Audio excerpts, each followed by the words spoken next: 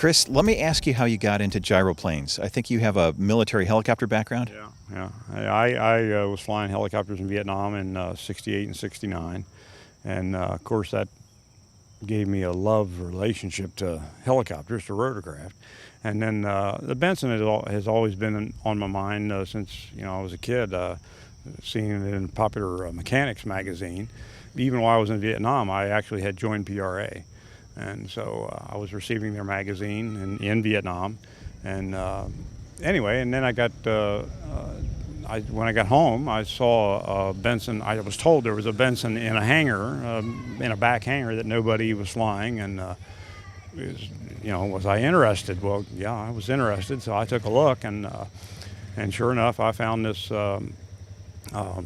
ready-to-fly Bensen Gyrocopter in a hangar. And the guy who had built it I think he was afraid of it, and he didn't understand it. It was a dentist that built it, and he didn't want to fly it, but I was all ready to fly it. All I had to do was find out how much it cost, and the price was right, so I bought it, and that's how it started, and that was 1971. All right, now, in 1971, there weren't tandems around to be taught in, so the irony is that you're a CFI now who was probably self-taught then. That's correct. I took it out to the runway and tried to take off. That's the thing to do, and I thought being a helicopter pilot I could do that without any problem. I got very close to takeoff, but then it kept running off the runway to the left-hand side of the runway. It kept running on the left-hand side of the runway, and I couldn't figure out what was wrong. So I was doing this for about a half hour, and I went in and talked to the guy who taught me to fly airplanes a long time ago, an instructor. And he said, well, are you using the rudder or are you trying to steer it? I said, well, I'm trying to steer it. He says, well, get on the rudder. He says, as soon as you start going down the runway, the rudder's effective. That's exactly what was wrong. So I went back out, got on the rudders, and it popped into the air right away. And so now the problem was go around the airport and then get back in and land. Landings are different because I'm a helicopter pilot. I was used to coming into a hover and stopping at 3 feet off the ground. But you can't do that with a gyroplane. You've got to come in at full speed, essentially. And I didn't know that at first. So the first couple of landings were kind of hairy. But once I got through the landings, then it all started to fall in place very easily. The beauty of the Release 9 system architecture is that you have two fully redundant integrated flight displays. Each has access to all the systems and data. Providing full redundancy and eliminating traditional reversionary modes, Release 9 allows either display to be configured as the PFD. Now your failure modes are much more manageable because you can continue to fly with the same familiar display symbology without the need to relearn composite modes you don't typically fly with. Avidyne's Integra Release 9 is truly the next generation in fully integrated flight deck technology. How did you transition from a self-taught single-place gyroplane pilot to an instructor? I mean, you had to get up through commercial, and you must have taken it fairly seriously. Well, I already had commercial helicopter because of the training in the Army. So adding commercial gyroplane was just a matter of having an examiner from the FAA come and watch me.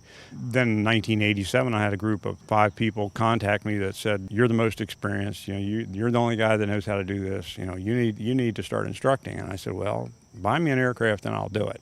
And so they bought a Parsons tandem trainer, and I instructed in that for 10 years. So that's how I got started. Let's talk about the machine you chose. Why the Snowbird? Was it because it had a layout something like the Parsons you were used to? The Snowbird is stronger structurally, as far as I'm concerned, to take the rigors of training. Training, you're always making hard landings or landing sideways or whatever with a student. And the Parsons frame won't take near the beating that this one would. So.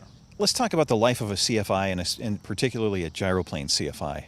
A lot of times in the fixed wing world, I've observed that CFIs, if you come back after hours, are sleeping on the couch in the FBO.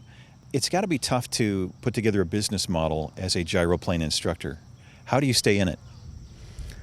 Well, I'm retired, and if I didn't have the income from that retirement, you couldn't survive as a gyroplane instructor. What we charge per hour is barely covers your maintenance cost. I don't know how anybody makes a living doing this. They have to have a secondary income.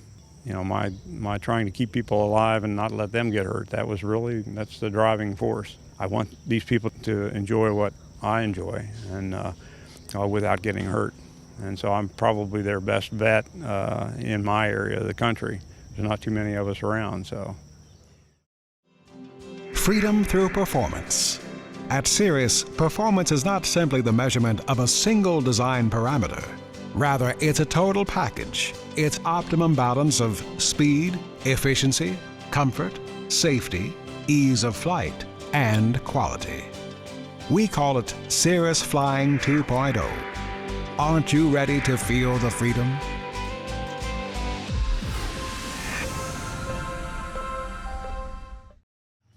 What would you say to a student who is trying to find an instructor to work with? I mean, obviously in gyroplanes, it's somewhat a matter of geographic availability.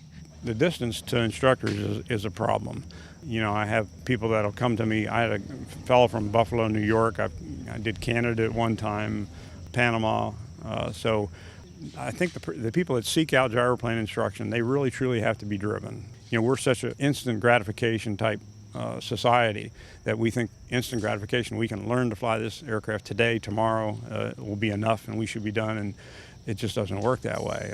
Most people that come to me, I tell them it's a 2-year process to get your license, build an aircraft, get your license. It's a 2-year process. The individual has to be dedicated, and to me, if they won't go 50 miles to come to you, they're not very dedicated.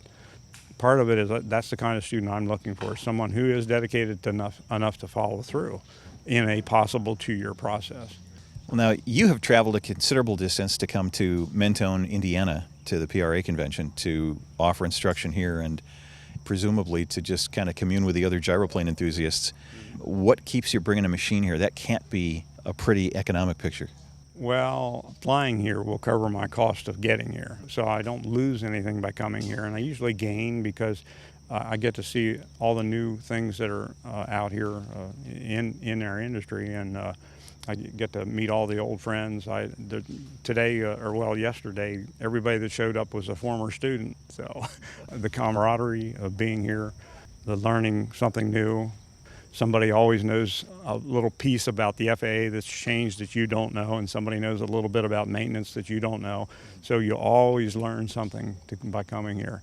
And I feel like I owe PRA because PRA actually gave me a scholarship to get my instructor's license. Back in 1989, they actually awarded me a scholarship to get my license. And that's what I did. So now I feel like I owe them back, and so that's why I come.